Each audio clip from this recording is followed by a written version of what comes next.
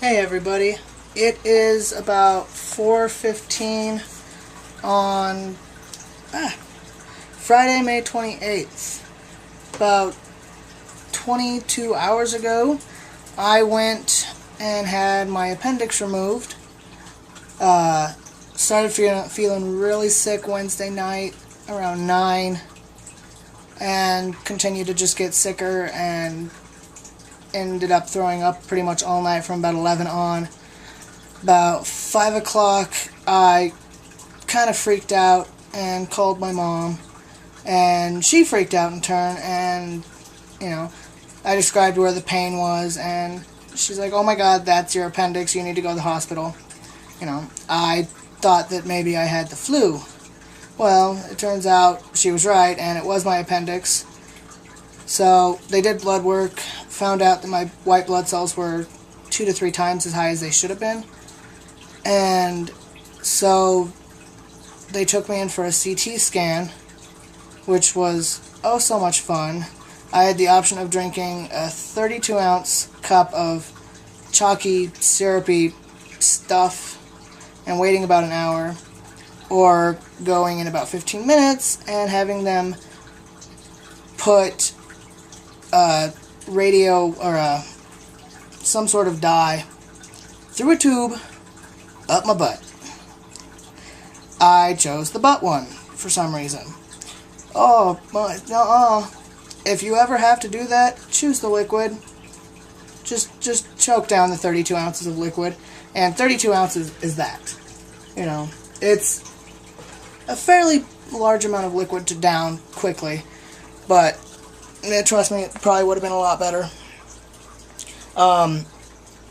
Yeah, very uncomfortable, and then they send you through the CT scanner, and you have to hold your breath, all while keeping liquid up your butt, without squeezing or relaxing, which is very hard to do, and uncomfortable to do. So they did that, and that came back that my appendix was enlarged and inflamed and very angry, and on its way to becoming more severe, where it ruptures. So we caught my appendicitis really early, I guess, and got those results back around 7:30 yesterday morning, and they said the earliest we can get you into surgery is about 5:30 that night. But because my appendicitis had not progressed to the point where they were worried that it was going to rupture in that amount of time, I said that's fine, and they doped me up on a bunch of fentanyl pretty much all day long, which made the pain go away, also made the room spin. They put me on anti-nausea medication. I don't remember the name of that one, but it made me not nauseous anymore, which was awesome. And because I hadn't eaten or anything, I ate at 7 o'clock Wednesday night. I ate dinner. Well, because I was sick all night, I had nothing left in my stomach. And by the time they told me that I was going to have surgery, it was literally just on this side of the 8 hours that you can't eat or drink before surgery. So I went from 7:30, or I think I ate something around noon Wednesday, and that was pretty much the last thing that I had eaten. And I couldn't eat all day yesterday because I was going to have surgery. And so they wouldn't even let me rinse my mouth out or anything, or brush my teeth, which is horrible because I had morning dragon pukey breath. So that was very unpleasant all day. They wouldn't even let me rinse my mouth out, which I'm like, I won't swallow any of it, I promise. And on top of that, they wouldn't let me smoke. And the last cigarette that I had was about 8 o'clock Wednesday night. So, yeah. And I went until almost noon today without smoking. But they were nice enough to give me a nicotine patch. So I was happy about that. And, yeah. So I go, and they did my surgery laparoscopically. So I'm going to have 3 little teeny tiny scars. One's in my belly button, actually. and the other one is right above my pubic bone. So, I mean, you won't ever see those two unless unless I'm showing people. And, well, the one above my pubic bone, only people that I have sex with are going to see, which is Sam. So, and then I have one on my right side, and that's the only one that's actually going to show. And I think she said they were about half an inch long. So they're real tiny. But they shaved my belly. They shaved about an inch above my belly button all the way down to my pubic bone. And now it itches like crazy because I don't even trim my stomach hair. I'm turning into Bigfoot, and I'm aware of that, and I'm okay with that.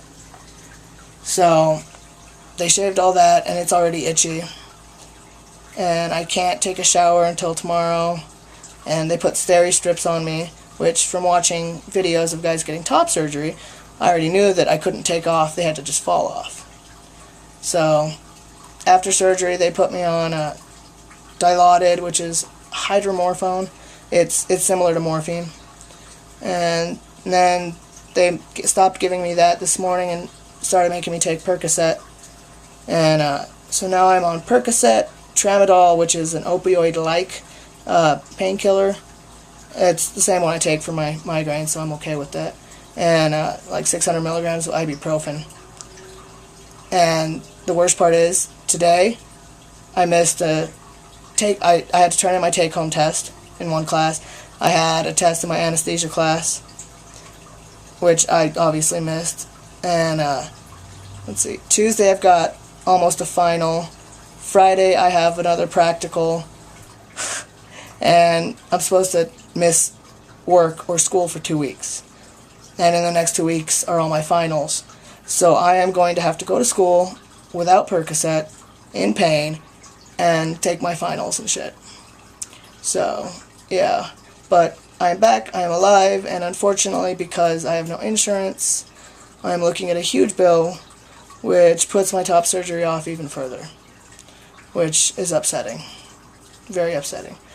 But, I mean, they say your appendix is going to rupture if you don't get it out. You don't have a choice. It's either that or you die. And, well, there's no point in not doing the surgery to save for top surgery if by not doing the surgery it would kill me. So, yeah, yeah. So, but I am here. I am alive. I'm not in a whole lot of pain. It's just more of an uncomfortable feeling. And I'm dizzy from the Percocet. So, but I will make another video in a couple days, maybe, depending on how I'm feeling. So, alright. I hope everyone's having a grand day, and I will talk to y'all later. Bye-bye.